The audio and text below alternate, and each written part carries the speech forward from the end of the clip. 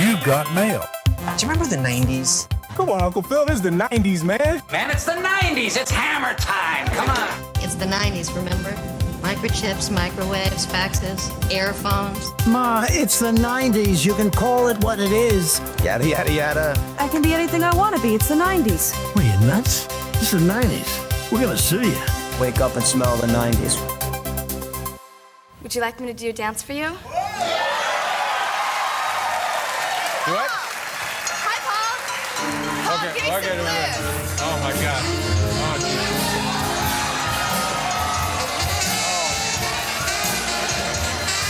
Oh my God.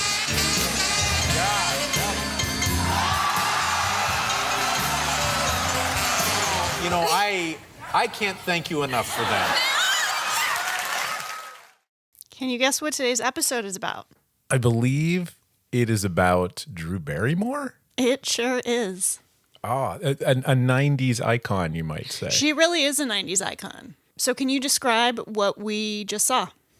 We saw the infamous clip. I would say, yep. Drew Barrymore used to come on annually on the David Letterman show, but at one point she got a little frisky and she got up on his desk, did a provocative dance, flashed him, and then gave him a big birthday kiss. A big birthday kiss right on his cheek. Yeah. And David Letterman didn't ate mind. it up. He didn't mind. He didn't mind. None of us would. All right. So today's episode is Drew Barrymore in the 90s. So what about Drew Barrymore in the 90s? Tell it. Well, first of all, I mean, what she, we first encountered her in E.T. the Extraterrestrial. Well, most of us, yeah.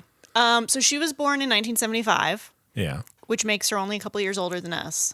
She was 15 to 25 during the 90s. So very sort of prime years for her. Yeah, in 1982, we'll give a little pre-story on Drew Barrymore. She started in commercials as a baby. And then she got, and one of her godmothers is Sophia Loren. Did you know that? I did not know that. Yeah. I mean, well, she comes from she is a dynasty baby. Nepo baby Yeah. of some. One might say now, but she was part of a dynasty. Can you describe the Barrymore dynasty? Because you probably have the history a little bit better than I do. I mean, I just know that. I mean, her great grandfather, I believe, or was it her grandfather? I think it's just her grandfather. Just her grandfather was one of the first major Hollywood actors from the silent era all the way until probably the 40s.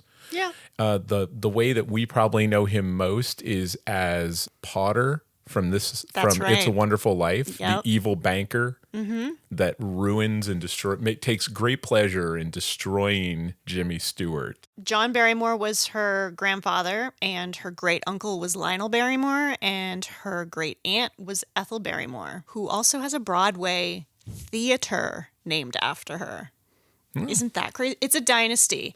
And what I learned today is that the acting dynasty in her family goes back not just 3 or 4 generations, it goes back like hundreds and hundreds of years. Like there's records of Barrymore's acting in like the 1600s. Also has a legacy, a dark legacy as well, that I'm sure maybe you might be going into that would haunt her as well in her later years. Well, I mean, I don't know specifically what you're talking about, but there is definitely some, let's say, antisocial behavior throughout the years. Antisocial behaviors, substance abuse. Substance abuse, yeah. Her grandfather was a notable alcoholic. Yeah. As we said, E.T. was her big breakout performance. She was 7 years old. And for 15 years, E.T. was the highest grossing film of all time until, oh geez, it'd probably another Spielberg film, I would imagine. No, Titanic. No. Oh, Titanic. Titanic broke it in 1997. Okay. So because she was this very famous, precocious young girl, she was invited and welcomed to many inappropriate places for young children. Apparently, she started drinking and smoking at age 9, which is the age of our young son. Imagine that. We didn't learn anything from the O'Neills, did we? No. And then at 11, she started marijuana, and by 12, she took cocaine. Wow. Isn't that crazy? And then by 13, she was in rehab, and she spent a year and a half in a mental institution in her early teens. Also, when she was 15 years old, she emancipated herself from her parents because they were bad influences. After she got out of rehab, she had to stay away from her father was kind of not in her life. Her mother raised her. Were her parents anyone of note? Were they in show business? John Barrymore was her dad. He's the family name legacy anyway. He was an actor of no note, and her mother was named Jade and was an actress of no note. And she wrote an autobiography. At what age? 15. It was called Little Girl Lost, and it was about all of those years, the abuse, the drug abuse, the alcoholism, the family, all of that stuff. So she was 15 going on 30 is what you're saying. She grew up quick. She was 15 going on 50. Like this girl had lived a number of lives by the time she reached her teenage years. But she appears to have gotten past it. You know, she lives a remarkably normal life, and she seems very stable. I mean, you'd have to be if you have to do if you are the host of a daily talk show. You can't be a exactly quote unquote screw up or a drunkard. Yeah, to I get would through say that type of schedule. I would say probably the Drew Barrymore show is what young people would know her best from. She's been doing that since 2020. But as for the 90s, she, was just out of rehab, 1990-ish. She did one of those bad girl roles sort of right at the beginning. She was trying to get her reputation. Can I guess? Yeah. Are we talking about the original Poison Ivy? Yes. Poison Ivy is amazing. Yeah. If anything, for Tom Skerritt, right? Tom Skerritt. Tom Skerritt's mustache is on point in this movie. He is the smarmiest person. I've never seen it. Is he just gross? I know it's an audio podcast, but he's sitting there and literally almost kind of licking his fingers like he just ate like fried chicken, and that mustache is just full. Yeah. But he's acting. And this also has Sarah Gilbert in from it as Roseanne well. and the Connors. That was her first. I believe movie, that was probably. her first movie. That was her blank check or her big I can do more than Roseanne move. Turns out, not really. It's great because it knows what it is. It is just. It's not even schlocky. It's just dirty. It's one of those movies where a child star is trying to prove that they're no longer a child. And that's sort of a cliche of Hollywood. And along with that, she did a nude cover for Interview magazine. She was 17. She really is only a couple years older than us, which is crazy because she's lived a million lives. Do you know what came next? TV movie? So this movie was based on a true life crime. And there were three different movie versions of this story. Did she make a Patty Hearst movie? No. Guess again. Can you give me an era of this? Is it crime? True crime, early 90s. Like it was contemporary to them making these films. Like I think the court case was still happening when they were making these films. Oh, another clue. One of the other movies starred Alyssa Milano as the main character. Oh my God, Heidi Fleiss? Amy Fisher. Okay, because it was either that or Bobbitt. There's like the trifecta of those kinds of weird 90s stories. Scandalous women. Yeah, so Amy Fisher was the young teenage lover of like a really gross guy named Joey Buttafuoco, and she shot his wife. She survived. If you saw her, I don't know if you would call it living. Well. But poor woman, let's just say that. She was damaged. Yeah. But it was this weird like TV movie competition. I think hers did the best. I'm not 100% sure, but I think hers was the most successful. Drew Barrymore is Amy Fisher. You ever been with an older guy? Unstoppable. Whatever Amy wants, Amy gets. Insatiable. I love him, and I love the sex. And dangerous. I'll do whatever it takes to get his wife out of the way. Don't start what you can't finish. The New York Times calls ABC's the best of the three. Drew Barrymore, the Amy Fisher story, Sunday. So these were her like teenage breakout movies. When she was 19, she did Bad Girls. Around 95, she was 20 years old. So she'd already So lived. a Methuselah. Yeah, in, Methuselah. In female, in actress years. Exactly. So she did Playboy. Mm-hmm. I know about that as well. I'm familiar with that. She at least was of age, which was nice. But Steven Spielberg, the director of E.T., sent her a quilt and said, cover up. And he got his art department to send her a copy of the cover with her dressed. Isn't that funny? Can you think of any other movies that she did in the 90s? Well, she did that Chris O'Donnell film. That one is called Mad Love. That's actually next. Chronologically, that is next, 1995. They did their best, let's say that. She plays like I think sort of a mentally ill young woman, and I think it's kind of like a early example of manic pixie dream girl. Like she was like adorable, but damaged, and he was straight-laced, and his parents didn't like her. It's a poor man's true romance. I have to say, when I was looking through her filmography, I've seen almost all of these films. Yeah, same here. Because they were very, very approachable. They were very mainstream, very approachable. She was very charming in all of them. You know, like she definitely has a charisma that's sort of unique, and maybe just in her blood. People would probably say they don't think she's acting, but obviously she is. She is a good actress. She is. I don't think that she particularly is given elevated material a lot. She is a movie star because you go to see it because of her. You don't go to see it because of the movie. Right, exactly. Do you know what other film she did with Chris O'Donnell? Think hard. The Matchmaker? No. Or the something? Okay.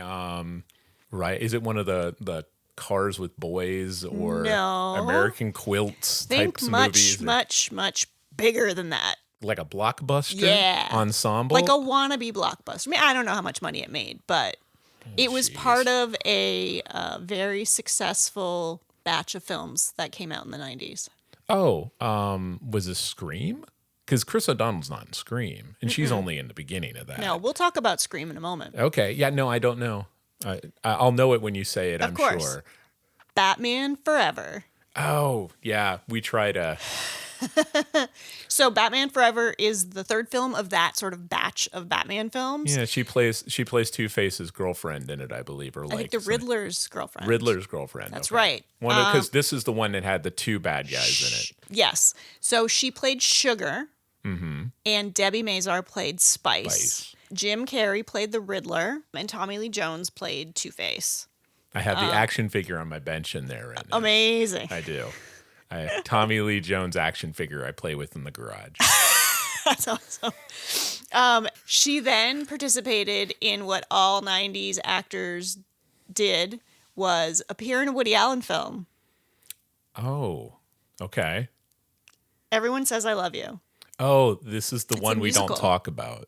Oh, is it? It's a musical. This is one. People were not kind to this one. Oh, He had a little bit of a comeback with Mighty Aphrodite in the 90s. Yeah. And then he had this kind of run with small time crooks and this Everyone Says She Loves You, and just not kind. People really badmouthed her singing in this. Like Drew Barrymore. Well, she's not a singer. But they specifically, I remember the person who got the most crap from this movie was Drew Barrymore. Like people really were mean to her, which it takes a lot to be mean to Drew Barrymore. Why would you want to be mean to Drew Barrymore? And if anyone could do it, it'd be Woody Allen. Well. So Woody Allen is her Lars von Trier to Drew Barrymore's Bjork. Ooh. Maybe? I like that. Okay. Then we had Scream. Yes. And we will do spoilers here because the movie is nearly 30 years old. She appears in the first scene. She's a big star by this point. Like she had been really successful. She's a star cameo. Because it's just the fact that can you believe it? Yeah. But Drew Barrymore is in this movie and they kill her off in the first 10 minutes. Yeah, she subverts the expectations that she is the main character and will be carried on throughout all of the films, but she dies in the first 10 minutes. You like scary movies? Uh-huh. What's your favorite scary movie? I don't know. You have to have a favorite. What comes to mind? Halloween. You know, the one with the guy in the white mask who walks around and stalks babysitters? So that is a big part, I think, of the success of Scream. She is the poster. Mm-hmm. And she appears, I don't think, in any of the other ones. I think she appears in like the new version of Scream, but she never appeared in that batch of Scream films. Then after that, she does Ever After, which is a retelling of Cinderella. This film made a lot of money. It was a slow burner, Yeah. and it's a really good movie. Yeah, it's pretty good. It has Melanie Linsky from Yellowknife, like 20 years ago. Yeah, 25 years ago. It has, you mean Yellow Jacket? Yellow Jacket. Yellow Jacket, but also from Heavenly Creatures. Yeah, and other stuff. Yeah. What, 2.5 Men? You She's see on her that in too? something, just watch it. Yeah, but she was one of the... It also has Angelica Houston in it. Yes. I remember just reading media about it at the time that Drew Barrymore had convinced Angelica Houston to do it because of like the legacy thing, because Angelica is part of a family in Hollywood as well. I think that this film was the kickoff of like fairy tale remakes and reimaginings too. Yeah, I think so. This was the first film, even before Shrek and all of that, where they started doing kind of a subversive version of it. Yeah. Where they had like modern music in it too. The soundtrack was really They big had for this modern film. music, but it was still, it looked very of its like of the time it was trying to portray. Like it was very historic looking. But it was charming. It played up exactly to what she was supposed to be. Her strength. Because Absolutely. she plays innocent really well. She does. For a person who's been through a lot of shit. Yeah. So by 24, what do you think you would do if you were Drew Barrymore? I mean, she's 24 going on 40. So she's pretty mature for her age. I would probably stop and go off to college or something. She opened a production company. Yes. She's 24 years old, and Yeah. she opened Flower Films. See, I knew it was about this time. I think that something on Ever After, maybe Flower Films wasn't around, but I think that was the... So I think that beginning she of was like practicing and working and stuff. Yeah. But their first official Flower Films film was Never Been Kissed, Yes. which was 1999.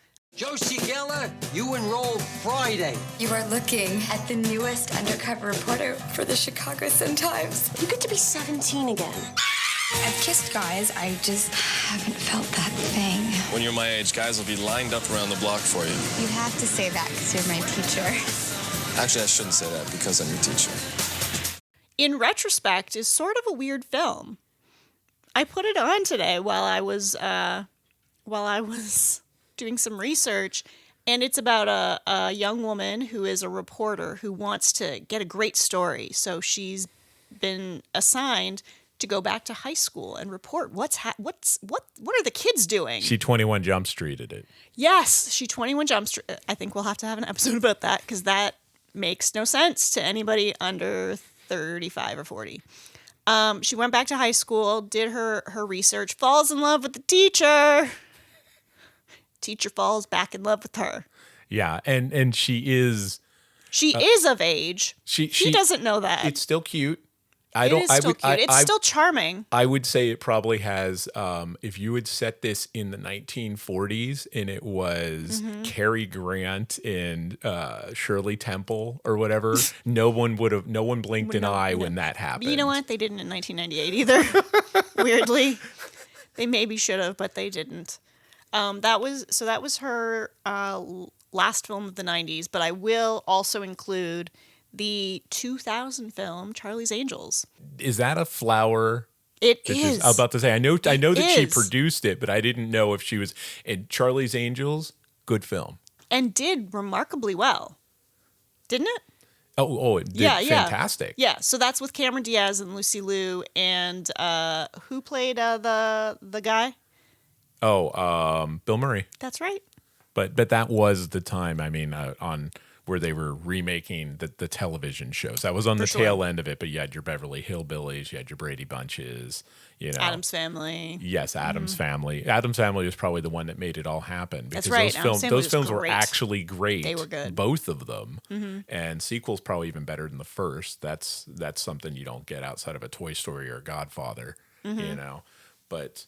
yeah, no. And when was that? 2000. I put it on here, even though it's technically not the 90s, but it was sort of the beginning of her very successful run of films in the 2010s. She did like Fever Pitch with Jimmy Fallon. And I think, so her producing partner, Nancy Juvanen, is married to Jimmy Fallon. Yeah, so it's like family. And she did 3 films. Oh, how did I skip The Wedding Singer? About to say, I was going to just say, are we deliberate? Are you somehow deliberately setting this up? Because I was going to be like, I think we missed a very this was the blank check film. I think this was the mainstream success romantic comedy. Yeah. So it was 1998. It was between Scream and Ever After with Adam Sandler. You're the wedding singer. How you doing? I'm Robbie. I'm Julia. In a story about finding love where you least expect it. Uh-oh. What? You like her? No, I don't. This is my fiance, Glenn. I don't even know your last name. It's Gulia. Julia's last name is gonna be Gulia. Gulia. That's funny. Why is that funny? I don't know. And yeah, it was remarkably cute and charming and sort of silly. This was fun, him, if I remember right, this is him coming off of Happy Madison. Yes. Or not Happy Madison, Happy Gilmore. Happy Gilmore. 90s Sandler is great. Yeah. Early 2000s as well. And he's putting on fat suits. Yeah. So yeah, she sort of propelled herself after that, and with Flower Films made several of these films, like made a bunch of movies. She also, so we're finished with the 90s here. We're just doing a little roundup of what she's done since. She opened a cosmetics company before it was cool, Selena Gomez. It was in Walmart. It was exclusively in Walmart for a long, long time. It's the only reason why we went to Walmart. You took me to Walmart specifically to look for this makeup. It's true. It's now available in more places. I think she has just different distribution, but at first it was a Walmart exclusive. And yeah, not in America. I would go to Canada. Can I interject with a question to sure. see? Is this so you're normally more on the personal side of celebrity. Sometimes, yeah. What was going on in her personal life during the 90s? Was there any dating or any type of course, things going on? So when she was... She's known for many a man that she has brought within her So, sphere. I mean, remember, in the 90s, she was 15 to 25, so she was very, very young. At 17 or 18, she married... so 1994, she was 18, 19, she married Jeremy Thomas after having known him for 6 weeks. He's not anybody of note. I guess he's from Wales. He was an entrepreneur, according to the internet. Good for her. Yeah. I think I do remember that. It was like one of those spontaneous, like, oh my God, Drew Barrymore got married. Oh my God, she's divorced now. Well, there's at least another one of those. Yeah. So that wasn't in the 90s. Technically, it was the early 2000s. It was 2001 when she married Canadian comedian Tom Green. That's right. Yeah, I was going to ask if Tom Green. I figured he was just on the cusp. Yeah, he's definitely on the cusp. He's early 2000s. And she had other relationships with other people. One of the kids from, I think 90210, Jamie Walters, when she was a teenager. That's going to be your department. Okay. There were a few musicians, I think, through the years. Oh, I am sure there are musicians. Then in 2012, she married the father of her child, Will Kopelman, who's like an art curator. I don't know how I don't know how they met. Again, good for her. Good for her. Now, they are divorced, but she does have 2 children, Olive and Frankie. But, I mean, the fact that we don't know what her kids look like, they're not out at parties. From what I watched today, she said that she's very, like, protective and is obviously parenting her children very differently from how she was raised. And then in 2020, she started her show, which is sort of a reasonable gig for a parent because you're in the same place all of the time. It's kind of like a 9 to 5. You go to work, you come home, you have a life. You're delegating a lot too, I'm sure. You're delegating a lot, but I can't say that I've actually sat down and watched the Drew Barrymore show because I don't sit down and watch daytime television very often, but I've seen many clips. When I'm in a doctor's office, I watch Drew Barrymore. Yeah. So when I'm getting blood drawn, I've seen a few And I'm sure clips. It makes you calmer. I mean, she still seems very charming. She seems very, like, emotionally open. Someone at work showed me a clip of her responding to somebody saying something very deep, and she was just like aghast. She was like, she's very social media nowadays. Her reactions to people, she's so sincere and so and the meme of her like sitting right up beside her guests. yes, yeah, It's very adorable. She could have been Robert Downey Jr. Yes, absolutely. Because, or an Anne Heche or something like that, where she's waking up in people's backyards. Yeah, or she could be not with us anymore. Yeah. I mean, drugs will kill you. It's remarkable. I mean, we don't know, obviously. She's drawn a line, and it appears like she's created a barrier for her children and her personal life since, I guess, her rehabilitation. But she has not had a public relapse, has she? Not that I'm aware of. No, she seems... I would expect that if we had anybody under 30 listening to this, they wouldn't know any of her background. They would jump from like E.T. to The Wedding Singer or to Scream or something and not know at all about the teenage years and like the really... You're telling me they wouldn't know about her appearance in the Stephen King anthology film Cat's Eye or Firestarter? Oh, what I was going to say earlier is the reason why it even occurred to her to get emancipated by her mother is she literally did a movie when she was like 9 or 10 years old called Irreconcilable Differences. Yeah. About divorcing her parents. Yes. And she was like, yeah, that sounded like a good thing to do. Yeah. I was going to say something about that. Did that inspire that incident? It did. It's just like... It's like if you did Kramer versus Kramer and then like Meryl Streep like abandoned her own child. Well, it's not. It's a little bit different than that. It's a child that doesn't have a great understanding of the world and just beginning to understand that this scenario could exist as a reality. Well, she had to embody it. Yeah. Well, her father died in the early 2000s. Based on the interviews that I've watched, she's been very on and off with her mother. I believe she is, and there were many, many, many years when they were no contact. And I guess she has reconciled with her mother, and I'm sure she keeps her at a distance, but she's like, you know what, what's the point if you're not going to forgive? So, like, that seems very emotionally mature to me. I will say she was a tremendous sort of fashion influence. Maybe not to the world, but like I can't grow eyebrows because of her.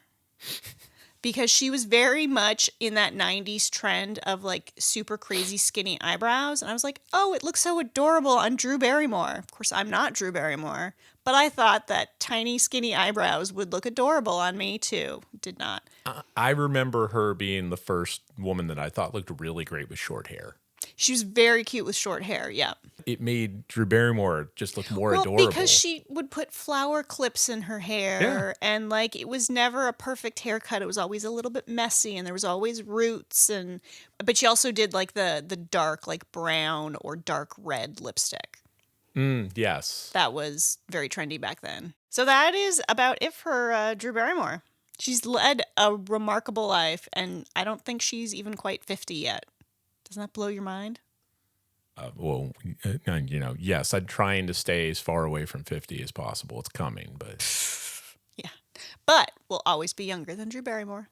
So this is how we'll close it. I remember reading an article in the 90s, and I don't know why this stuck in my brain. She, along with like the idea of her kind of funny haircuts or unusual haircuts, she had like baby bangs. So like tiny little bangs. And the article said, if you are older than Drew Barrymore, you will never get away with baby bangs. And I was like, but I will always be younger than Drew Barrymore. So I will always be able to have baby bangs, I guess. I've never done it. Never done it. Okay. No, it would look... that I drew the line on. That's your midlife crisis? Baby bangs? God, I hope not. Keep the scissors away from me.